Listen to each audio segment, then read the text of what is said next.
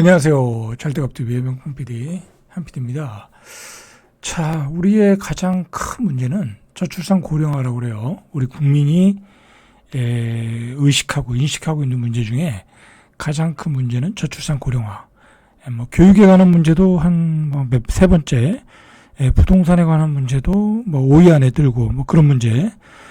그 다음에 또 큰 문제가 뭐냐면 사회적 갈등이라는 거야. 그죠? 지금 이 전국이 혼란한 이유가 좌파, 우파, 대립. 그것도 큰 문제라고 그래요. 사회적 갈등. 자, 여러 가지 문제가 있어요. 자, 그 중에 가장, 좌파든 우파든 가장 큰 문제로 인식하는 1위가 저출산 고령화로 일할 사람이 없다. 라는 게 문제죠. 일할 사람이 없다라는 건 인구가 줄어든다는 얘기죠. 자, 얼마나 줄어드나. 그리고, 정부와 기득권들이 어떤 대책을 지금 마련하고 있나 좀 볼 필요가 있어요. 자, 20년 뒤에 생산 가능 인구가 1,000만 명. 그죠? 1,000만 명이 감소된다. 1,000만 명이 감소된다. 그래서 총 인구가 2045년에는 4천만 명. 그 다음에 65세 인구가 2050년에는 40%. 우리가 옛날에 조선시대까지 가지도 않겠다. 한 일제시대까지만 가도 65세 살면은 많이 사는 거잖아요. 그래서 우리가 환갑잔치 한 거잖아요. 근데 2050년 가면은 65세 인구가 40%라는 거예요. 10명 중에 4명. 그냥 거리에 가서 보면 다 노인네란 얘기예요. 그죠? 노인네. 자, 보고서에 따르면은 15세에서 64세가 생산 가능 인구거든요. 그러니까 우리가 일을 할 수 있는 인구예요. 그죠? 일을 할 수 있는 인구. 15세부터 64세. 그게 2023년에 3,657만 명. 그죠? 지금 3,657만 명이에요. 자, 일을 하면 우리가 세금을 내잖아요. 그죠? 세금을 내면 국가의 재정 수입이 늘어나는 거예요. 우리가 복지가 그나마 많이 보강됐잖아요. 우리나라도 복지는 좋은 거예요. 그죠? 좋은 편이에요. 그런데 그 복지가 가능했던 게 뭐예요?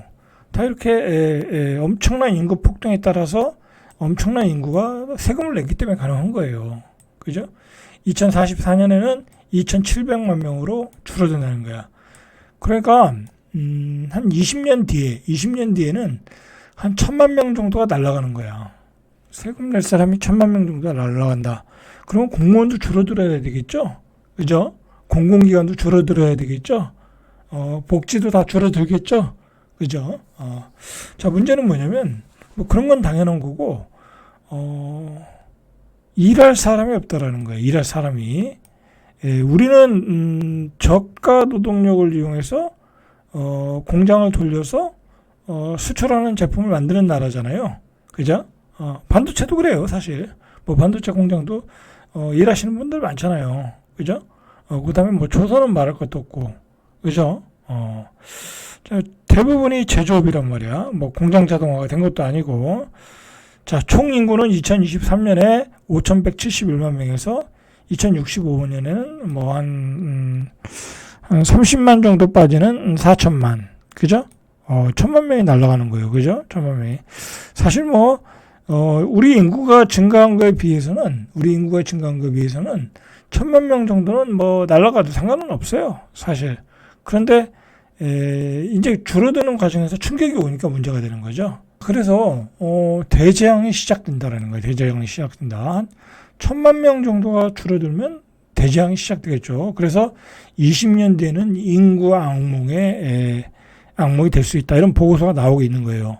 자, 생산 인구가 줄어들면 일단 총 수요가 줄어드는 거죠. 그죠? 이제 제품을 살 사람이 없어. 자동차를 살 사람이 없어요. 그리고 저축하는 사람도 없어. 투자하는 사람도 없어. 그죠? 내수 시장이 확 줄어들겠죠. 그죠? 내수 시장이 확 줄어들겠죠. 왜냐면 우리는 지금 예를 들어 5천만 명에 맞춰가지고 모든 공장 설비, 인프라가 다 맞춰져 있잖아요. 그죠? 그렇기 때문에 내수 시장이 줄어들고, 그 다음에 사회보험이 축소된다. 당연한 얘기죠. 세금이 안 들어오고, 그죠? 그리고 복지 혜택을 받을 사람은 많고, 그리고 군대 갈 사람도 없겠죠. 그죠? 군대 갈 사람도 없어. 이제 휴전선을 지킬 사람도 없는 거예요. 아이를 안 낳잖아요. 그죠? 그러니까, 어떻게 보면요, 뭐, 이 인구가 급격하게 증가해서 줄어드는 건 어떻게 보면 당연해요. 그죠? 아니, 뭐, 우리 아버지 때는 네 명, 다섯 명을 낳잖아요. 그죠? 우리 아버지 세대는. 근데 우리는 두 명 낳잖아요. 그죠? 그러니까 줄어드는 건 당연해. 그러나 더 이상 줄어들면 안 되는 거잖아요. 그죠? 최소한 두 명은 낳아줘야 된단 말이야. 그죠? 우리 세대도 이미 그걸 느꼈잖아요. 두 명 냈어. 근데 지금 세대는 한 명도 안 난다는 거야. 그죠? 두 명은 놔줘야 되는데 한 명도 안 난다는 거예요. 0.72. 그죠? 그러니까 문제가 되는 거죠. 그죠? 병력 자원도 감소한다. 이 대한민국의 어떤 그 전망도 위태롭다. 그죠? 그런 상황으로 가고 있다라는 거야. 그거는 뭐 세계가 다 주목하고 있는 문제예요. 그죠? 사회 지출과 복지 비용은 늘어나는데 국가 재정에도 부담이 된다. 자, 그러니까 이렇게 되는 흐름은 어쩔 수 없는 거잖아요.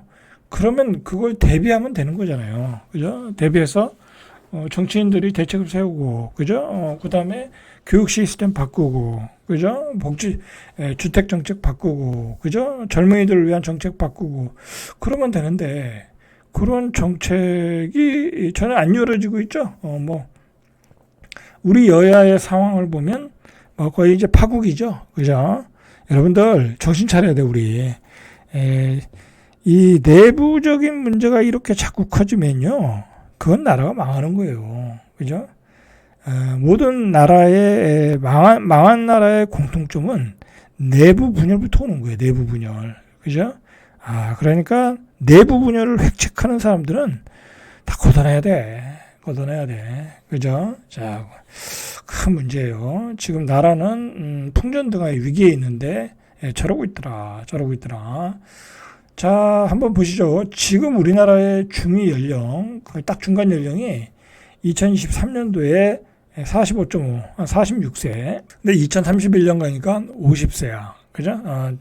여러분들, 지금 광역시, 대전, 부산 가보세요. 그냥 가서 이렇게 그냥 평범한 동네, 어떤 중심가가 아니라 평범한 동네로 이렇게 가서 보면 다 노인네야, 다 노인네. 그죠? 서울도 그렇더라고요, 사실. 서울도 그래요. 낮에 보면 노인네가 그렇게 많아. 그죠? 자, 2031년 되면 그냥 보이는 게 다 노인네야. 그죠? 자, 초등학교에 입학하는 7세 아동 인구가 2023년도에 약 43만 명에서 2032년에 22만 명으로 줄어든다. 왜 그러냐면 지금 우리가 2024년, 25년 그렇게 나는 아이들이 22만 명이잖아요. 그죠? 그러니까 반토막 난 거야. 벌써 반토막. 너무 줄어드는 추세가 너무 폭락 추세야. 그러니까 왜 그러겠어요? 다 서울 수도권으로 몰려가니까.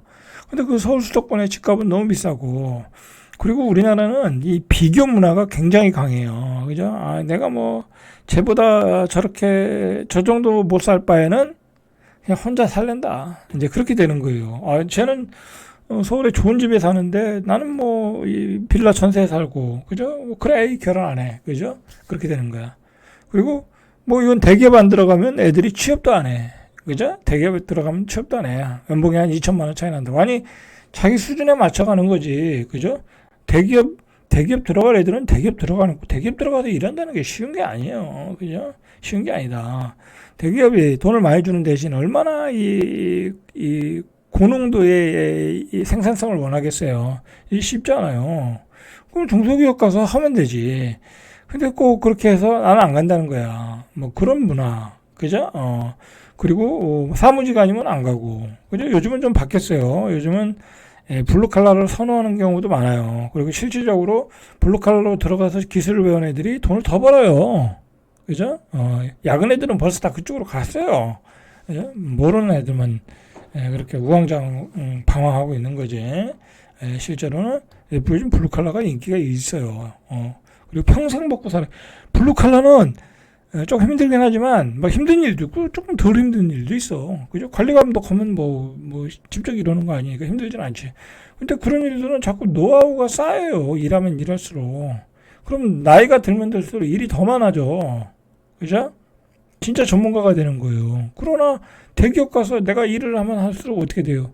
내 에너지를 다 뺏기고 어느 순간 되면 나보다 더 젊은 사람을 원하기 때문에 한 차장 진급하면 나가라고 그러잖아요. 그죠? 그런 거예요. 짧고 길고 이렇게 얇게 가는 게 좋은 거다. 사실은 그죠? 자 이렇게 줄어들고 있어요. 줄어들고 있어 아이들. 자 2038년도에는 19만 명, 20만 선으로 줄어든다는 거야. 초등학교 입학률이. 자 2065년에 인구는 3,969만 명, 생산 가능 인구는 2,717만 명. 자 대재앙이 오고 있는 거예요. 대재앙. 자 여러분들 결국은 이 인구가 이렇게 감소되면요 저성장으로 가는 거잖아요. 그죠? 장기 저성장. 그죠? 노인 부양 부담 커지고 경제 성장 속도가 둔화되고 여러분들 지금 이렇게 되면 이제 은행에다 저축할 돈도 없고 소비를 못 해요. 소비할 사람들이 다 이제 빠져나가는 거잖아요. 그죠? 장기 저성장으로 가는 거예요. 그죠? 이렇게 되는 거예요. 그래서 우리는 지금 장기 저성장 1%대 성장으로 가는 거예요, 지금. 올해가 한 2.1%잖아요. 작년에가 2.1%였으니까 올해는 1%대로 가는 거고 이제 1% 이하로 계속 떨어지는 거예요. 이제 0%대를 향해서 가고 있는 거예요. 뭐 이런 상황에서 뭐 집값이 올라가겠습니까?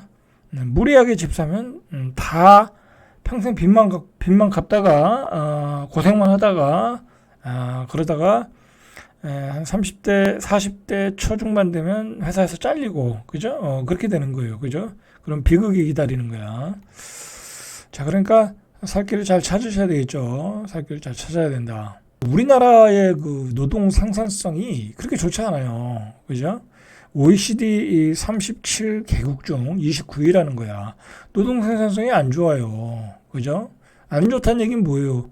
더 계속 자를 수 있다라는 거야. 그래서 뭐 작년부터 뭐 급속도로 자르고 있잖아요. 내수 경기가 안 좋아질 거라는 것은 대기업이 이미 알고 있거든요. 알고 있으니까 어떻게 대기업 입장에서 어떻게 했어요? 고용 비용을 줄이려고 하겠죠.